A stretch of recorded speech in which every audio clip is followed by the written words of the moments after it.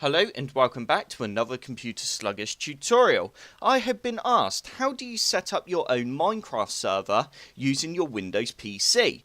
Well, this is actually pretty easy to do. All you need to do is head on over to the link that's in the description below and you will end up on a page that looks like this. Once you're on this page, you now need to click on this download Minecraft server.jar file and you need to go save file. Once the file has finished downloading, you now need to go to your desktop and right click and go new folder, and you just need to name this folder whatever you want. For example, I'm just going to call this my server. And once you've done that, you need to open up the folder and drag the .jar file into the folder, and we now need to right click in this folder and go new text document. You now need to right click on the text document and go to edit. And we now need to go back to the Minecraft website, which we're just on, and copy this command text here. You now need to paste it into the text document we just created. And you now need to go File, Save As, and you need to go All Files. And you just need to save this as run server.bat. That is extremely important. You put .bat and save as type as all files, because we're going to use this to run our server. Once you've done that, you can now press save and we can close down the text document and just delete that file. We don't need that anymore.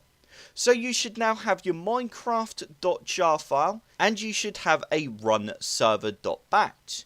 You now need to double click on the run server.bat and it should create some files within the folder. Once it's finished creating the files, you now need to right click on the eula.txt file and go to edit, and you just need to change this false to true, otherwise the server will not boot. This is extremely important because the server will not work at all. You need to then go file, save, and close that down, and we can now run the .bat file. Also, just want to add this in, you can actually right click on the bat file and go edit again and take out nogui, and this will give you a graphical interface. But I'm just going to leave it like that for now, and we're now going to double click on our bat file and it will begin to start our server.